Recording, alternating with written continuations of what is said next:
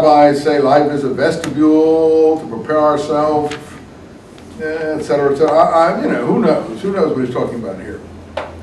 So let's get on to the main points that have an effect on his essay if we can. Several considerations have enabled me to clarify my own thinking about state and religion. Do you know where we are now? Okay, you found that paragraph? There are limits, influences, effects on the pursuit of happiness in civil life.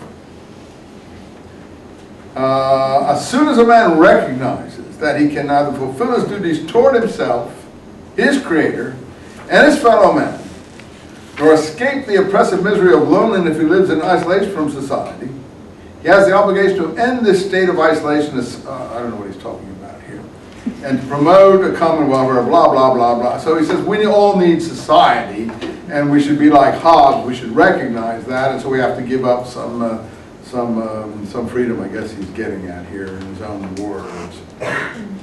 Blah, blah, blah, blah, blah, blah, blah, blah, blah. Further along, man's rational actions. See, to me, he's trying to be rational, but some of the time it's all assumptions. Like, look at the previous paragraph. Human perfection thus requires both action and conviction. Well, that's not a provable point. I don't know what human perfection is, and I don't know if it requires both action and conviction.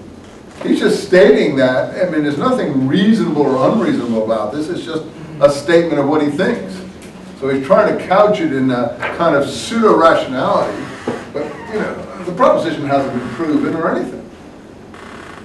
So again, it's not totally reasonable, but he's trying to be a reasonable man.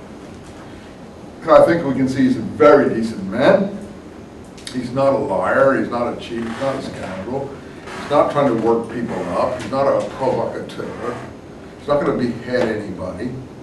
He's not, you know, he's not going to incite people to violence and hatred. He wants to calm people down and to bring about a mutual toleration. Man's rational actions and convictions are determined partly by his relations to his fellow man and partly by his relations to his creator and keeper. See, he assumes there is such a thing as a creator and keeper. A lot of people don't even know what that is anymore. So he doesn't want to go any, you know, step so far outside the bounds of his own time that he denies what most people accept anyway, that there's a creator and someone who, a guardian, someone who watches over you, a God of some kind, and well, hopefully there is, but, you know, one doesn't really know. And I've lived most of my life and I still don't know. And I doubt if I ever will, and I don't think anyone else knows either. Anyway, so he says, the former are the province of the state, the latter the province of religion. Now, some of you have taken my classes on the scrolls and Christian origins, and I over and over again tell you that in this period of the scrolls, Dead Sea Scrolls, early Christianity, the Gospels and so on, there are two commandments, the love commandments that they constantly are talking about. And one is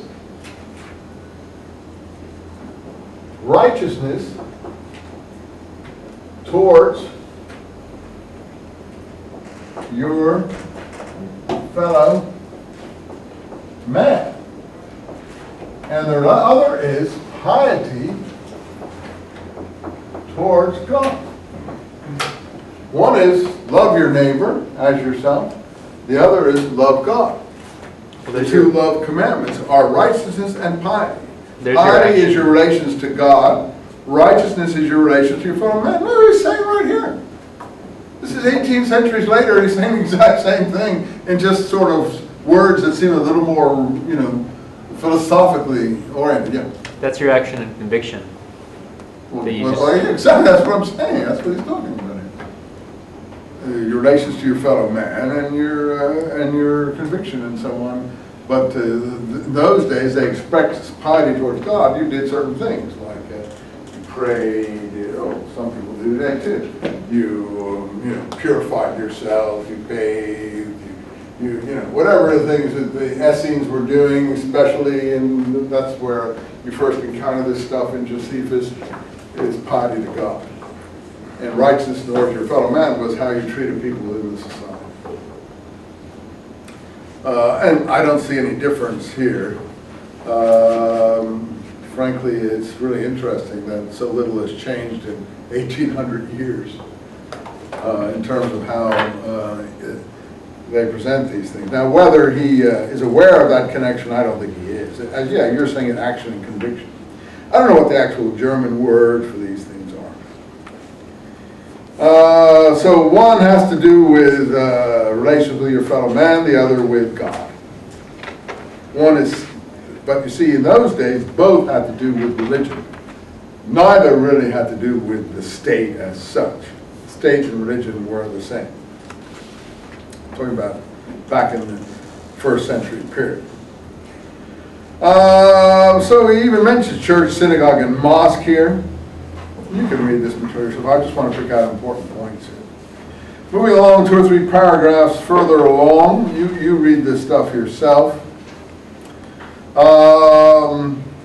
Each people, at each stage in their civilization, for each people, a different form of government will be best. So as depending on how you progress, again, none of this is provable, just observations, social observations. And there's some truth to that. Maybe in the Middle East, the form of government they have at the moment is the best form of government. We shouldn't introduce democracy there. Because what's likely to develop is fascism, Islamofascism, rather than what we're looking for, constitutional democracy. Because what will happen is they'll vote in a extremist party, and then they'll stop everyone's rights anyway. So, you know, constitutional democracy can lead to Hitler. Unless the institutions I've already mentioned earlier in this class are firmly rooted in the framework of the society and their mindset. I don't think that's the case in the Middle East. So I'm not sure you can get a real constitutional democracy in some of those countries without it being, I mean, a lot of people would like it, I'm sure, but without it being undermined by the extremists. And that's what they say in Baghdad, like, look, there's no security here.